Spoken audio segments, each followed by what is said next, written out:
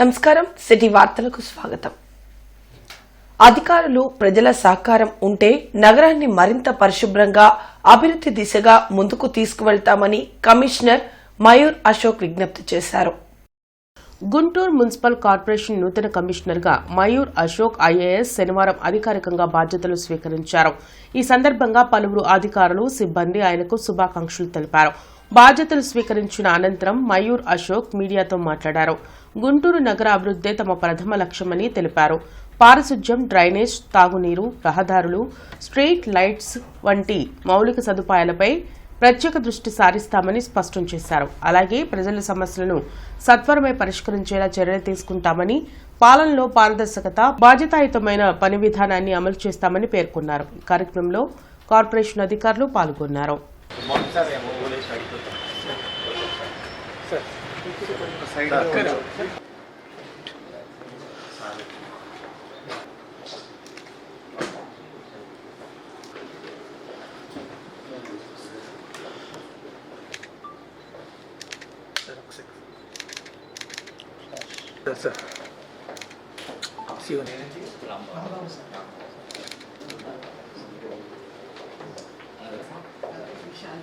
Photo కూడా నజ్జుకాజర్ municipal కమిషనర్గా నా ముఖ్యమైన ఆస్పెక్ట్స్ అంటే శానిటేషన్, డ్రింకింగ్ వాటర్, మనకి పబ్లిక్ హెల్త్, రోడ్ మెయింటెనెన్స్, దీని మీద నేను ముఖ్యమైన దృష్టి సాధిస్తాను. దాంతోపాటు మనకి ప్రజా సమస్యలు పరిష్కారం కోసం ఏర్పాటు చేసిన పీజీఆర్ఎస్ సిస్టమ్ ఏదైతే ఉంది, దాంట్లో వచ్చిన ఏదైతే గ్రీవెన్సెస్ ఉంటాయి, దీని మీద కూడా నేను ప్రత్యేకంగా దృష్టి పెట్టడం జరుగుతుంది. దాంతోపాటు ప్రజలకి డైరెక్ట్గా కలిసడానికి క్షేత్రస్థాయిలో కూడా ప్రతిరోజు పర్యటన చేయడం జరుగుతుంది. దీంతోపాటు మీ అందరికీ ఐడియా ఉంది, గుంటూరు నగరకి దాదాపు 10 లక్షల వరకు జనాభా ఉంది. సిఆర్డిఏ పరిధిలో ఒక కీలకమైన నగర్. సో దానికి తగ్గట్టుగా అభివృద్ధి చేయడానికి నేను కృషి చేస్తాను. అందరు అధికారులు, సిబ్బంది అందరు సమన్వయంతో ఈ కృషి చేయడానికి నేను తప్పకుండా కృషి చేస్తాను. దాంతోపాటు మన గుంటూరు నగరానికి అంతకుముందు కొన్ని ర్యాంకింగ్స్ వచ్చాయి. స్వచ్ఛ సర్వేక్షణ కావచ్చు, ఎన్క్యాప్లో కావచ్చు, ఇలాంటి సెంట్రల్ గవర్నమెంట్ కానీ స్టేట్ గవర్నమెంట్ సంబంధించి ర్యాంకింగ్స్ వచ్చాయి. ఆ ర్యాంకింగ్ ఇప్పుడు ఉన్న పొజిషన్ కొనసాగించి దీంట్లో ఇంకా దానికంటే ఇంప్రూవ్మెంట్ చేయడానికి కూడా నేను ప్రయత్నిస్తాను. కూటమి ప్రభుత్వం మహిళలను వ్యాపారవేత్తలుగా తయారు చేయటమే లక్ష్యంగా పనిచేస్తుందని ఎమ్మెల్యే నసీర్ అహ్మద్ వెల్లడించారు. శనివారం తూర్పు ఎమ్మెల్యే నసీర్ అహ్మద్ సరస్ మేళాలోని స్టాల్స్ను సందర్శించి వ్యాపారులను వివరాలు అడిగి తెలుసుకున్నారు. ఈ సందర్భంగా ఆయన మీడియాతో మాట్లాడుతూ ఢిల్లీ లాంటి పెద్ద నగరాల్లో మాత్రమే ఇలాంటి సరస్ మేళా కార్యక్రమాలు జరుగుతాయన్నారు. కానీ కేంద్ర సహాయ మంత్రి పెమ్మసాని చంద్రశేఖర్ ఆధ్వర్యంలో గుంటూరులో సరస్ మేళా మొదటిసారి నిర్వహించడం సంతోషంగా ఉందన్నారు. ముఖ్యమంత్రి చంద్రబాబు నాయుడు ప్రతి ఇంటికి ఒక వ్యాపారవేత్త ఉండాలని ఆకాంక్షిస్తున్నారని అన్నారు. మహిళలు ఆర్థికంగా వారి కాళ్ల మీద వారే నిలబడేందుకు ఈ మేళా ఉపయోగపడుతుందన్నారు. ఈ కార్యక్రమంలో కార్పొరేటర్లు ఎల్లావుల అశోక్, పోతురాజు సమత, ముప్పవరపు భారతి తదితరులు పాల్గొన్నారు. వేదికగా గుంటూరు మొదటిసారి, ఎందుకంటే దేశంలోనే ఢిల్లీ లాంటి మహానగరంలో ఏర్పాటు చేసేటువంటి ఈ మేళాను ఈసారి మొదటిసారిగా గుంటూరు నగరానికి, గుంటూరు జిల్లాకి తీసుకొని రావడం నిజంగా చాలా గొప్ప విషయం. ముఖ్యంగా ఎందుకంటే ఈరోజు కేవలం డ్వాక్రా సంఘాలకు సంబంధించినటువంటి మహిళలకే మాత్రమే కాకుండా స్థానికంగా ఉన్నటువంటి మహిళామణులు, ముఖ్యంగా సోదరిమణులు ఎవరైతే స్వయం ఉపాధి కోసం ఆలోచిస్తున్నటువంటి మహిళలు కానీ, లేకపోతే ఆర్థికంగా తమ కాళ్ళ మీద నిలబడాలనేటువంటి ఆలోచన కలిగినటువంటి మహిళలు కానీ ఈరోజు ఈ ప్రాంతంలో ఈ సరస్ మేళాకు ఇచ్చేసిన తర్వాత ఒక అనుభూతిని, ముఖ్యంగా ఎందుకంటే ఇక్కడ వ్యాపారం చేయడానికి వచ్చేసినటువంటి మహిళలందరూ కూడా ఎంతో గొప్పగా గతంలో కన్నా ఎప్పుడు లేనటువంటి విధంగా వాళ్ళందరికీ కూడా ఈరోజు వ్యాపారం సేల్స్ జరిగినటువంటి విషయంగా వీళ్ళందరూ కూడా చెప్తా ఉన్నారు. ప్రశాంతంగా ఉన్న గురజాల నియోజకవర్గంలో మళ్లీ గొడవలు పెట్టడానికి వైసీపీ నేతలు ప్రయత్నిస్తున్నారని గురజాల ఎమ్మెల్యే ఎర్పత్నేని శ్రీనివాసరావు మండిపడ్డారు. మాచవరం మండలం పిన్నెలి గ్రామంలో 4 రోజుల క్రితం ఇద్దరి మధ్య జరిగిన గొడవల్లో వైసీపీకి చెందిన సాల్మాన్ అనే వ్యక్తి మృతి చెందారు. ఇద్దరు దళితుల మధ్య జరిగిన గొడవను టీడీపీకి అంటించే ప్రయత్నం చేస్తున్నారని ఎమ్మెల్యే ఎరపతినేని శ్రీనివాసరావు తెలిపారు. వైసీపీ హయాంలో దళితులు, మైనార్టీలు, బీసీలపై ఎన్నో దాడులు జరిగాయని, చాలా కేసుల్లో పోలీసులు కనీసం ఎఫ్ఐఆర్ కూడా నమోదు చేయలేదని గుర్తు చేశారు. వైసీపీ హయాంలో తెలుగుదేశం పార్టీ కార్యకర్తలు గ్రామాల్లోకి వెళ్లలేని పరిస్థితి కల్పించారని అన్నారు. కాసు మహేష్ రెడ్డి జరిపిన అక్రమ మైనింగ్ గుంతల్లో పడి 8 మంది చిన్నపిల్లలు మరణించారని, కానీ ఎప్పుడూ కాసు మహేష్ రెడ్డి మాట్లాడలేదన్నారు. చావలేని ఓ సత్తువాదం. నేను ఓడిపోతే రాజకీయ సన్యాసం తీసుకుంటానని చెప్పి చాలా సార్లు చెప్పారు, డిబేట్ లో చెప్పారు. రాజకీయ సన్యాసం తీసుకోవాలి కదా, ఓడిపోతే మరి ఎందుకు తీసుకోలేదు? మాట మీద నిలబడేవాడు మనిషి, మాట తప్పిన వాడు సన్నాసి. సన్నాసి సన్యాసి రెండు. అతను సన్నాసి అవుతాడా సన్యాసి అవుతాడా అతనే తెలుసుకోవాలి. రెచ్చగొట్టడం, రాజకీయాల్లో బతకడం కోసం రెచ్చగొట్టాల్సిన అవసరం లేదు. మంచి పనులు కూడా చేయరు. అంటే ప్రశాంతంగా ఉండటం కూడా వీళ్ళు ఓర్చుకోలేని పరిస్థితిలో బతుకు తెరువు కోసం పాపం కాళ్ళు లేక వీళ్ళు ఏ పాపం చేశారో శాపం తగలబెట్టారో చెప్పాలి కదా కాసుమహేష్ రెడ్డి. ఇలాంటివి చెప్పడు. అతని కూతురు వయసున్న పిల్లలు 8 మంది చంపితే నేను చెప్పాను చాలాసార్లు, దీని మీద రివ్యూ కూడా నువ్వు పెట్టావా? పెట్టలా. అది ఇప్పుడు ఇన్వెస్టిగేషన్ జరుగుతుంది ఎలా జరిగిందని. ఎవరిని వదిలిపెట్టాం. వీళ్ళు చాలా ఎగస్ట్రాలు పోతున్నారు. ఎందుకు? మేము కక్ష సాధింపు చేయట్లేదు కాబట్టి ఎగస్ట్రాలు పోతున్నారు. ఔటర్ రింగ్ రోడ్ ప్రతిపాదన పట్ల అభ్యంతరం వ్యక్తం చేస్తూ డోకిపరు గ్రామస్తులు కలెక్టర్ తమీం అన్సారియాను కలిసి వినతిపత్రం సమర్పించారు. అమరావతి రాజధాని కనెక్ట్ చేస్తూ తాడికొండ నియోజకవర్గ పరిధిలో ఏర్పాటు చేయనున్న ఔటర్ రింగ్ రోడ్ పట్ల పరిసర ప్రాంతాల రైతులు హర్లెత్తిపోతున్నారు. ఎలాంటి ముందస్తు సమాచారం లేకుండా తమ భూములను తీసుకుంటున్నారని డోగిపరు గ్రామస్తులు తీవ్ర ఆందోళనలో ఉన్నారు. కలెక్టర్ని కలిసిన అనంతరం గుంటుపల్లి సాంబశివరావు, పాములపాటి శివరామకృష్ణ, వెంకటేశ్వరరావు, పున్నమ్మ తదితరులు మీడియాతో మాట్లాడారు. మేడకొండూరు మండలం పరిధిలో ఎకరం 2 కోట్లకు పైగా ఉందని చెప్పారు. అయితే కేవలం 30 లక్షల పరిహారం ఇస్తామనడం సబబు కాదని అన్నారు. 720 ఎకరాలు ఉన్న తమ గ్రామస్తుల పొలంలో 365 ఎకరాలు తీసుకుంటే రైతులంతా కూలీలుగా మిగిలిపోతారని ఆవేదన వ్యక్తం చేశారు. అమరావతి రైతుల తరహాలో రాజధానిలో ఫ్లాట్లు ఇవ్వాలని డిమాండ్ చేశారు. భూసేకరణ విషయంలో స్థానిక రెవెన్యూ అధికారులు మోసం చేశారని ఆరోపించారు. ఫస్ట్ ఓఆర్ఆర్ రాజధానిలో ఇంతకుముందు భూములు ఇచ్చిన వాళ్ళు ఇప్పటికి 10 సంవత్సరాల నుంచి సఫర్ అయిపోతున్నారు. వాళ్ళకి సరైన రెమ్యునరేషన్ రాలేదు. వాళ్ళు ఎలా డెవలప్ అవ్వాలనేది కూడా ఈ రోజు కూడా అంతుపట్టకుండా ఉంది. వాళ్ళు అర్థం పర్థంగా లేకుండా అసలు ఈ రాజధాని అభివృద్ధి చెందిద్దా లేదా, రేపేదైనా ప్రభుత్వం మారిపోతే మేమంతా సఫర్ అయిపోతామన్న దీంట్లో కూడా డౌట్లో కూడా వాళ్ళు అన్నారు. ఆ విధమైన డౌటే మాకు కూడా వచ్చింది. ఈరోజు మేము భూములన్నీ తీసుకుంటారు వీళ్ళు, రేపు మేనాటికి వాళ్ళు దాన్ని పెగ్ స్టోన్స్ వేస్తామని చెప్తున్నారు. వాళ్ళు పెగ్ స్టోన్స్ వేస్తే ఇక మేము ఆ భూమిలోకి పోవడానికి వీల్లేదు. ఎందుకంటే వాళ్ళు రెమ్యునరేషన్ బ్యాంక్ వేసేస్తారు. ఎంతో కొంత వాళ్ళు రిజిస్ట్రేషన్ వాల్యూ ప్రకారం సుమారుగా అప్రాక్స్గా 30 లక్షల వరకు వేస్తారంటున్నారు. కానీ ఈరోజు అక్కడ 1,75,00,000 నడిచి 2,25,00,000 వరకు నడుస్తున్న భూమిని మేము 30 లక్షల రెమ్యునరేషన్తో ఇస్తే అసలు మేము దేనికన్నా పనికొస్తామా? రేపు మేము కానీ మా భవిష్యత్తు కానీ మా పిల్లల భవిష్యత్తు కానీ ఏమన్నా ఉంటుందా ఉండదా అనేది మేము కలెక్టర్ గారికి విన్నవించుకోవడానికి ఇక్కడికి వచ్చున్నాము. దీనికి ఓపెన్ మార్కెట్లో ఉన్న ప్రైస్ 2 కోట్ల దాకా ఉంది. అయితే మాకు ఇచ్చే రెన్యూమరేషన్ అందుట్లో 1/5 వంతు కూడా రావట్లేదు. దీని మూలాన మా పిల్లలకి భవిష్యత్తులో మేము ఏ రకమైన ఆధారం చూపించలేకపోతున్నాం. దయచేసి మేము మీడియా మిత్రుల ద్వారా అధికారులకు కానీ పాలకవర్గానికి కానీ మేము తెలియపరిచేది ఏంటంటే, మాకు ధర్మబద్ధమైన మార్కెట్ రేటు ఇవ్వమని అడుగుతున్నాం.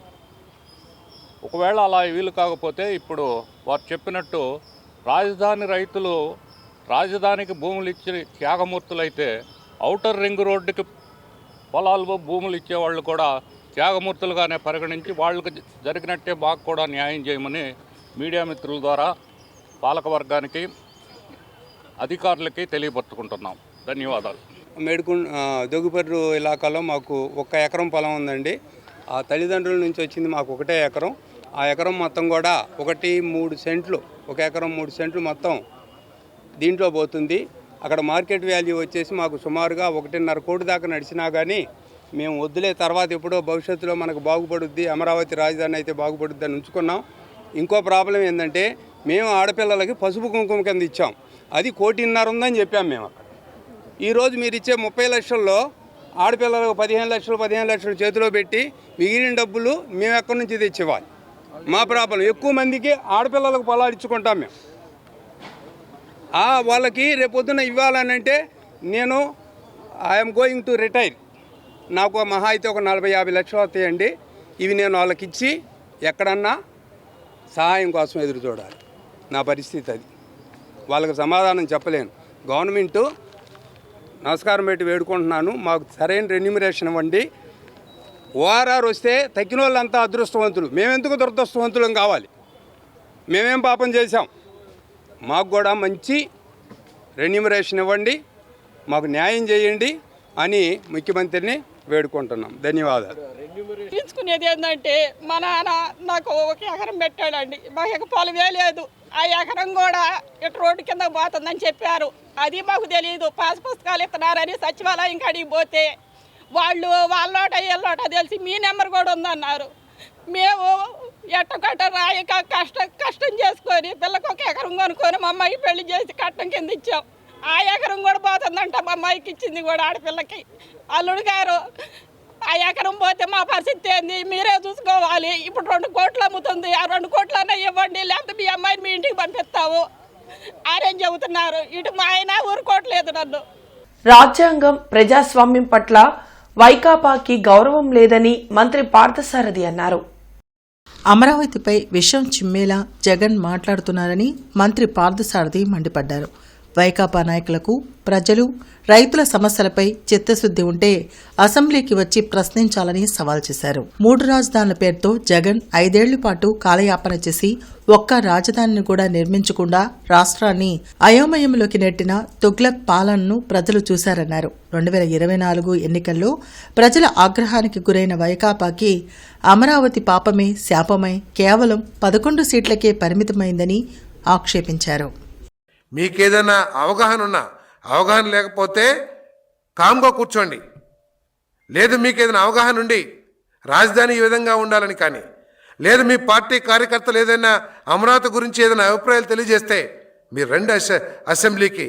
మీకు ప్రజాస్వామ్యం పట్ల, రాష్ట్ర భవిష్యత్తు పట్ల ఏ మాత్రం గౌరవం ఉన్నా కూడా మీరు ఈ అమరావతి మీద, ఈ రాష్ట్రంలో జరుగుతున్న అభివృద్ధి మీద విషం చిమ్మటం, కాలకోట విషయం అని చెప్పేసి మన పుస్తకాల్లో చదువుతూ ఉంటాం.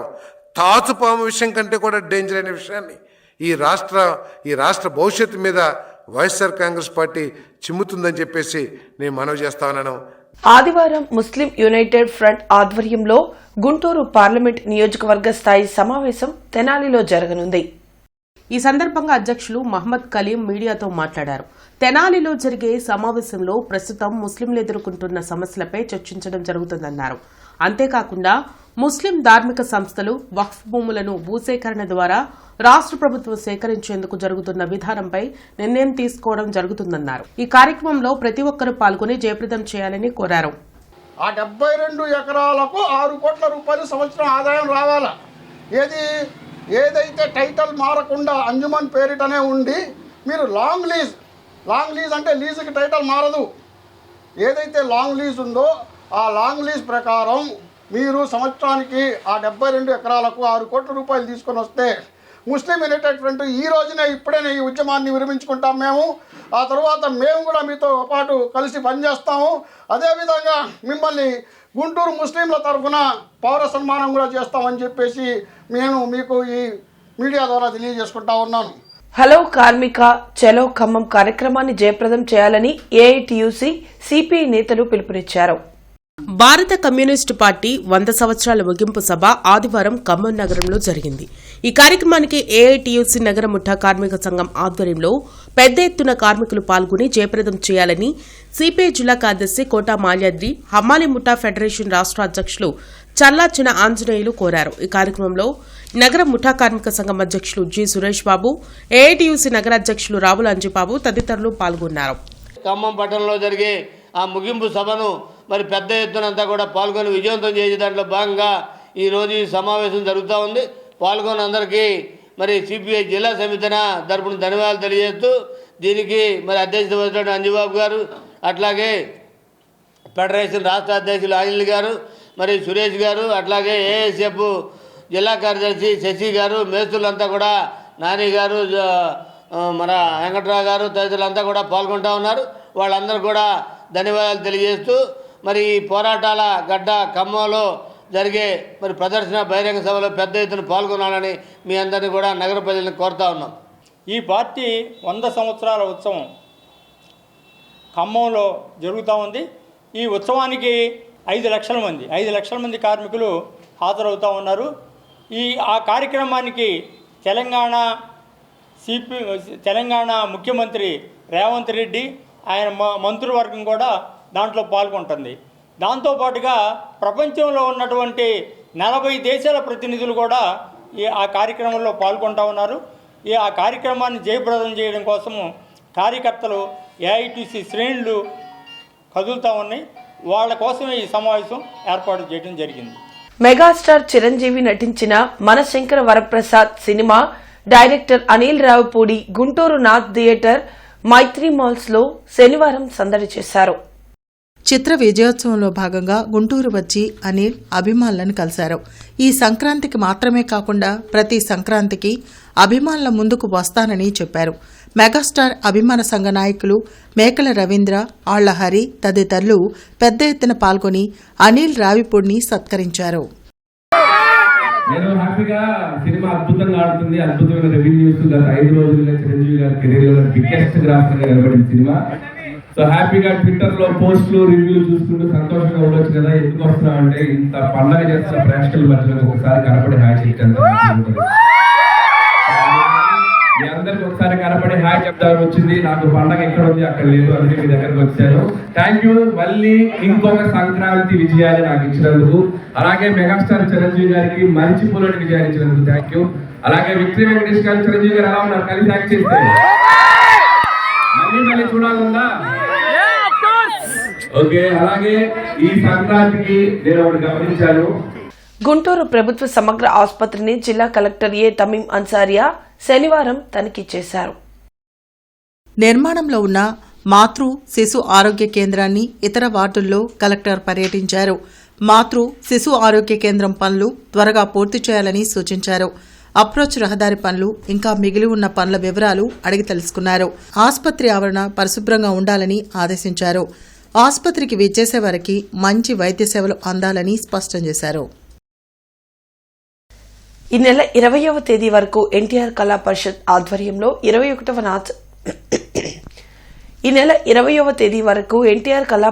ఆధ్వర్యంలో 21వ నాటకోత్సవాలు అన్నమయ్య కళావేదికలో జరుగుతున్నాయి. గార్డెన్ శ్రీ వెంకటేశ్వర స్వామి దేవస్థానం ప్రాంగణంలో జరుగుతున్న ఎన్టీఆర్ 21వ నాటకోత్సవాల కార్యక్రమానికి డాక్టర్ కె లక్ష్మీనారాయణ ముఖ్య అతిథిగా హాజరయ్యారు. ఈ సందర్భంగా విజ్ఞాన్ విద్యా సంస్థలు వ్యవస్థాపక చైర్మన్ లావు రత్తయ్యకు ఎన్టీఆర్ ఆత్మీయ పురస్కారం అందజేశారు. అనంతరం లక్ష్మీనారాయణ మాట్లాడుతూ లావు రత్తయ్య అంటే ఎన్టీఆర్ కు ఎనలేని అభిమానం ఉందన్నారు. ఎన్టీఆర్ మంచి నాయకులని, ఆయనతో ఎంతో సన్నిహితంగా ఉన్నారని లావు రత్తయ్య గుర్తు చేసుకున్నారు. అటువంటి మహనీయుని పేరుతో పురస్కారం అందుకోవటం సంతోషంగా ఉందన్నారు. అనంతరం కళాంజలి హైదరాబాద్ వారి యాగం నాటకం ప్రేక్షకులను విశేషంగా ఆకట్టుకుంది. ఈ కార్యక్రమంలో ఎన్టీఆర్ కళా పరిషత్ అధ్యక్షులు గంటా పున్నారావు, అంబటి మధుమోహన కృష్ణ, ఎర్రా ఈశ్వర్రావు, నూకవరపు వెంకటేశ్వరరావు, ఆలయ చైర్మన్ మస్తానయ్య, బొర్రా ఉమామహేశ్వరరావు, కమిటీ సభ్యులు పాల్గొన్నారు.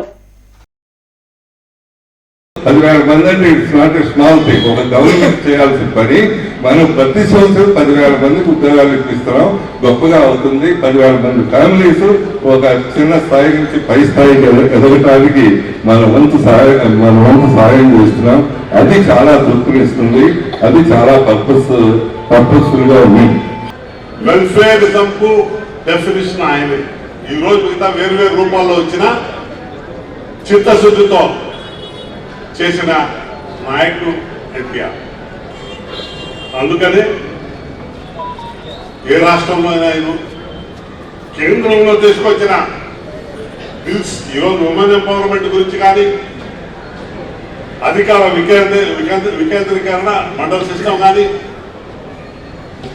మొన్ననే కొలంబియా యూనివర్సిటీ, కార్నల్ యూనివర్సిటీలో రీసెర్చ్ చేసి చెప్పారు. ఆయన ఏదైతే మండల సిస్టమ్ తీసుకొచ్చారో దానివల్ల చాలా మేలు జరుగుతూ ఉంది.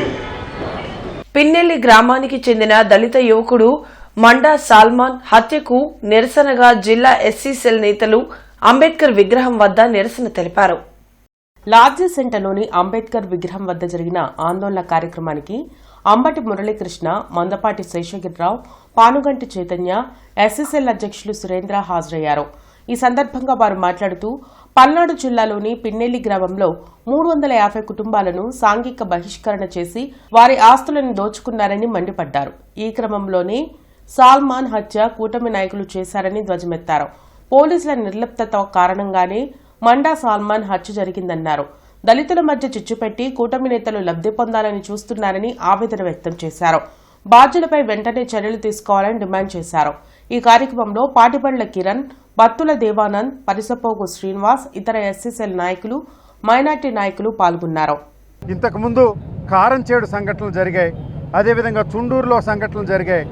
దళితుల మీద జగన్మోహన్ రెడ్డి గారు అధికారంలో ఉన్నప్పుడు వారికి ప్రభుత్వంలో వాటా పెంచడం, అదేవిధంగా అంబేద్కర్ని గౌరవించడం, అంబేద్కర్ విగ్రహాన్ని విజయవాడ నడి సెంటర్లో పెట్టి వాళ్ళు రాజ్యాంగంలో వారికి పొందుపరిచినటువంటి హక్కులను కాపాడడం ద్వారా వారి మీద చర్యలు లేకుంటే హేతుకమైన చర్యలు, దాడులు తగ్గించి వారిని సంక్షేమ పదంలోకి ముందుకు తీసుకుపోవడానికి అనేక రకమైన సంక్షేమ కార్యక్రమాలు ప్రారంభించిన సంగతి మనందరికీ తెలుసు.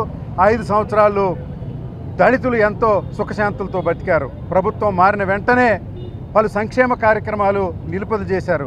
మరీ ముఖ్యంగా ఇవి దళితులు అంతా రైతు కూలీలుగా ఉండడం వల్ల రైతు కూలీలకు ఈ సంక్షేమాలు చేరితే వాళ్ళు ఇండిపెండెంట్గా బతుకుతారు అనేటువంటి జాస్ తప్ప మరొకటి కాదని, దళితుల్ని ఎస్టీల్ని అణగవేయడమే ఈ ప్రభుత్వ విధానంగా రాష్ట్రంలో నడుస్తుంది కనుక ఈ దాడిని తీవ్రంగా ఖండిస్తూ చలో ఖమ్మం కార్యక్రమాన్ని జయప్రదం చేయాలని సిపిఐ రాష్ట్ర కార్యవర్గ సభ్యులు జంగాల అజయ్ కుమార్ పిలుపునిచ్చారు. కొత్తపేట మల్లయ్యలింగం భవన్లో జరిగిన మీడియా సమావేశంలో జంగాల అజయ్ కుమార్ మాట్లాడారు. సిపిఐ శతాబ్ది ముగింపు బహిరంగ సభ ఖమ్మంలో జరగనుందన్నారు. ఈ మహాసభకు 32 దేశాల నుంచి అంతర్జాతీయ ప్రతినిధులు హాజరు కానున్నారని తెలిపారు. దేశవ్యాప్తంగా ఉన్న పార్టీ సభ్యులు, సానుభూతిపరులు ఈ నెల 18వ తేదీన ఖమ్మం నగరానికి భారీగా తరలిరావాలని ఆయన పిలుపునిచ్చారు.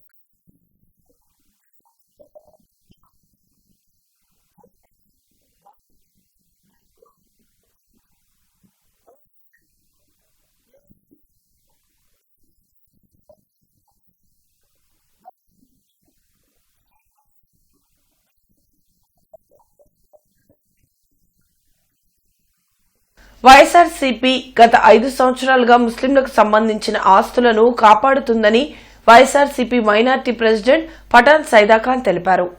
గత 5 సంవత్సరాలుగా ముస్లింలకు సంబంధించిన ఆస్తులను, హక్కులను భంగం కలగకుండా కంటికి రెప్పలా కాపాడుతున్న ఏకైక ప్రభుత్వం జగన్మోహన్ రెడ్డి ప్రభుత్వమని తెలిపారు. 2024 ఎన్నికల తర్వాత ఏర్పాటు చేసిన కూటమి ప్రభుత్వం ముస్లిం మైనార్టీల కోసం పనిచేస్తామని, ముస్లింల హక్కులు కాపాడతామని చెప్పి మభ్యపెట్టే ప్రయత్నాలు చేస్తుందని తెలిపారు. గడిచిన కాలంలో ముస్లింలకు ఇచ్చిన హామీలను కాలరాయడమే కాకుండా ముస్లింలకు చెందిన అంజుమన్ ఆస్తుల అన్యాక్రాంతానికి పాల్పడడం, అంజుమన్ విషయంలో అంజుమన్ బైలాకి వ్యతిరేకంగా కూటమి ప్రభుత్వం డిసెంబర్ నెలలో కలెక్టర్ చేత నోటిఫికేషన్ ఇవ్వడం దౌర్భాగ్యమని అన్నారు. ముస్లిం మత పెద్దలు అంజుమన్ ఆస్తుల రక్షణ కోసం శాంతియుతమైన ర్యాలీని సభ ద్వారా నిర్వహించామని, అన్ని రాజకీయ పార్టీలకు పిలుపునివ్వడం జరిగిందని తెలిపారు. అన్ని ఆర్గనైజింగ్ కమిటీలకు ఏకం చేయడం, మజ్లిస్ ఉల్మా పాత బస్టాండ్ సమీపంలో ఇక్బాల్ మసీద్ ప్రాంగణంలో ముస్లిం అంజుమన్ ఆస్తుల విషయంలో భిన్నాభిప్రాయాలు సేకరించి దీన్ని అడ్డుకుంటామని తెలిపారు. జగన్మోహన్ రెడ్డి చెప్పిన ఆదేశాల మేరకు ముస్లిం ఆస్తులను కాపాడమే తమ లక్ష్యమని సైదాఖాన్ చెప్పారు. గుంటూరు జిల్లా బ్రాండ్ ఇమేజ్ ని దేశ స్థాయిలో మరోసారి పెంచేలా జిల్లా యంత్రాంగం సరస్ మేళా అఖిల భారత డ్వాక్రా బజార్ ను విజయవంతంగా నిర్వహించారు. కేంద్ర గ్రామీణాభివృద్ది మరియు కమ్యూనికేషన్ శాఖ సహాయ మంత్రి డాక్టర్ పెమ్మసాని చంద్రశేఖర్, జిల్లా కలెక్టర్ ఏ తమీం అన్సారియా నిరంతర పర్యవేక్షణతో మేళా ఏర్పాటు స్థలం గుర్తింపుతో పాటు స్టాల్స్ ఏర్పాటు నిర్వహణపై అమలు చేసిన ప్రణాళిక సత్ఫలితాలు ఇచ్చిందని అన్నారు. రెడ్డి కళాశాల సమీపంలో 12 ఎకరాల్లో 320కి పైగా స్టాల్స్తో ఫుడ్ కోర్ట్, అమ్యూజ్మెంట్ పార్క్, కళావేదిక, శిక్షణా కేంద్రంతో సరస్ మేళాను ఏర్పాటు చేశారు. మంగళగిరిలోని అంజుమన్ భూములను తీసుకునేందుకు కూటమి ప్రభుత్వం విడుదల చేసిన ప్రకటనకు వ్యతిరేకంగా పాత బస్టాండ్ వద్ద జిల్లా మస్జిల్ ఉల్ ఉలేమా, జమాయతుల్ ఉలేమా ఆధ్వర్యంలో భారీ సమావేశం జరిగింది.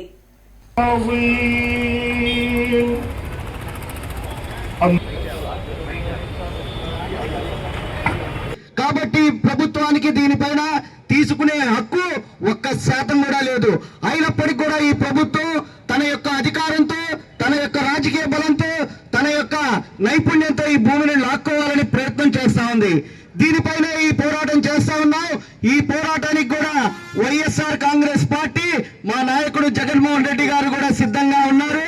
మేము ఈ యొక్క పార్టీని, ఈ యొక్క కార్యక్రమాన్ని, ఎవరు ఈ యొక్క కార్యక్రమాన్ని తీసుకువెళ్ళి యుద్ధం చేస్తాం తప్ప అంగుళం భూమి కూడా దీంట్లో నుంచి వదిలిపెట్టే ప్రసక్తే లేదనే విషయాన్ని కూడా చాలా స్పష్టంగా తెలియజేస్తా ఉన్నాం. ఇవి బులెటిన్ అప్డేట్స్. మరిన్ని అప్డేట్స్ తో మళ్ళీ కలుద్దాం. అంతవరకు సెలవు. నమస్కారం.